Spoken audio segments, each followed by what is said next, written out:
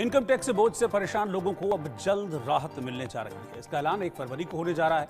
वित्त मंत्री Nirmala Sitharaman union budget 2025 में इनकम टैक्स पेयर्स को बड़ी राहत दे सकती है। हालांकि सरकार का ज्यादा फोकस इनकम टैक्स की नई रिजीम पर होगा। नई रिजीम में टैक्स पेयर्स पर टैक्स कम लगता है, लेकिन ज्यादातर डिडक्शंस का फायदा इसमें नहीं लगता है। ओल्ड रिजीम में टैक्स के रेट ज्यादा हैं, लेकिन कई तरह के डिडक्शंस आपको मिल जाते हैं।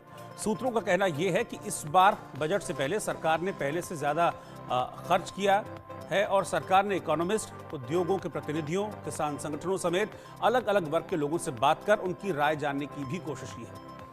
राष्ट्रीय स्वयंसेवक संघ के कई संगठनों ने भी निर्मला सीतारमण को अपनी राय बताई है और सूत्रों का यह कहना है कि संघ का मानना है कि सालाना 10 लाख रुपए तक की इनकम वाले टैक्स पेयर्स के लिए टैक्स जीरो कर दिया जाना चाहिए। अभी हर साल करीब 7 crore income tax returns file किए जाते हैं, लेकिन इनमें टैक्स और खासकर सालाना 5 लाख रुपए से ज्यादा टैक्स चुकाने वाले टैक्स पेयर्स काफी कम है।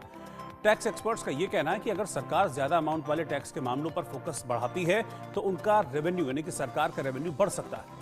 खासकर अभी ऐसे बिजनेस हैं जो टैक्स के दायरे में नहीं आने से बचने की पूरी कोशिश करते हैं। ऐसे बिजनेस पर सरकार को फोकस बढ़ाने की जरूरत है। इससे सरकार की आमदनी पर असर पड़ेगा, ये आमदनी बढ़ जाएगी।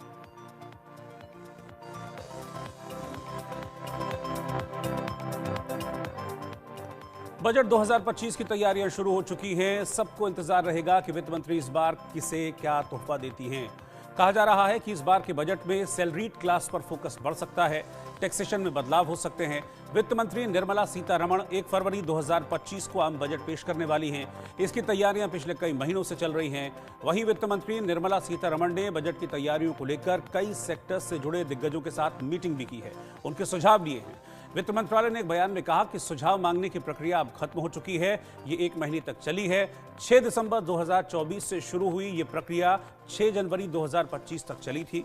केंद्र सरकार के इस बार के बजट से हर सेक्टर को बड़ी उम्मीद है। आम आदमी को टैक्स में राहत मिलने की उम्मीद है। वहीं अन्य सेक्टर भी सरकार के आने वाले बजट से अभी से अपनी उम्मीदें लगाए हैं और बजट पर सबकी नजरें टिकी हुई।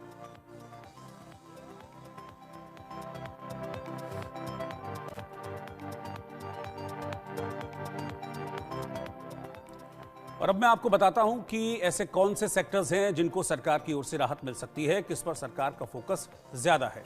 वित्त मंत्री ने इन सेक्टर्स के लोगों से इन सेक्टर्स के लोग जो हैं उन्होंने राहत की मांग की है। तो ऐसे कौन कौन से सेक्टर हैं? इलेक्ट्रिक वाहनों की बैटरी पर जीएसटी कम करने की मांग की गई है। बजट में जो ग्रामीण क्षेत्र हैं उन पर फोकस नजर आ सकता है। होम लोन के ब्याज पर भुगतान पर कटौती की मांग भी लोगों की ओर से की गई है। प्लास्टिक बनाने वाली कंपनियों को सरकार से इस बार इस बजट से काफी उम्मीदें हैं। रेलवे पर सरकार जोर दे सकती है, रेलवे का इंफ्रा बनाने पर जोर दे सकती है, नई ट्रेनें शुरू हो सकती हैं। बजट से बुनकरों को भी काफी उम्मीदें हैं। स्टैंडर्ड डिडक्शन और टैक्स स्लैब में बदलाव की उम्मीद है। ये वो एक स्लैब होता है जिसमें हर साल एक बड़ा तबका, क्योंकि टैक्स पेयर्स का तबका बड़ा है तो उन्हें बड़ी उम्मीदें होती हैं कि स्टैंडर्ड डिडक्शन से कुछ राहत मिलेगी और कुछ टैक्स में राहत मिलेगी। तो ये उम्मीद भी सरकार से लोग लगाए बैठे।